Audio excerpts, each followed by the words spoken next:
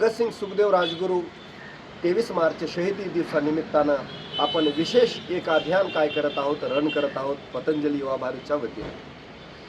भगतसिंग सुखदेव राजगुरू त्यांचं जर व्यक्तिगत जीवन जर आपण जर थोडंसं चिंतन केलं तर ते योगी होते। योगी कुणाला म्हणलं जातं? जे इंद्रियावरती विजय मिळवतात त्यांना योगी म्हणलं जातं। आणि जसं पाहायला गेलं तर भारत मातेची सेवा करता करता ती अशी साधना करत होते की त्यांनी ना खाण्याचं सुख घेतलं, ना फिरण्याचं सुख घेतलं, त्यांनी सुहागरातीचं सुख नाही घेतलं।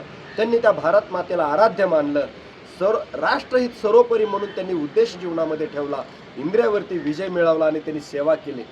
तर ते खरं पाहायला गेलं तर योग शिक्षक होते आणि तेच योग शिक्षक म्हणून योगी बनून त्यांनी काय केलंय, सेवा केली आणि निरंतर ते आपल्यापुढे आदर्श ठेवला। वर्तमान काळामध्ये सुद्धा आज पतंजली युवा भारत काय करत आहे, योग शिक्षक बनून संपूर्ण भारत मातेची काय करत आहेत, सेवा करत आहेत।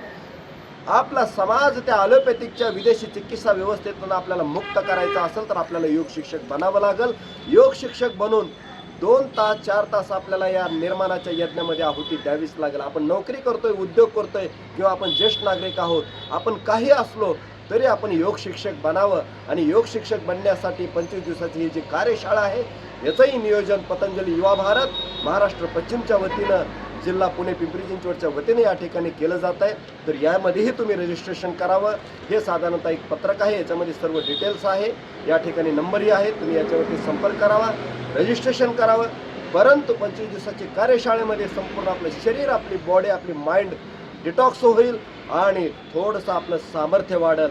निरोगी करणं, निरोगी होणं हे आपलं पहिलं कर्तव्य आहे, परंतु निरोगी करून सामर्थ्य वाढवणं आणि अवघाची संसार सुखाचा करणं हा योग शिक्षकांचा मूळ काय आहे, धर्म आहे।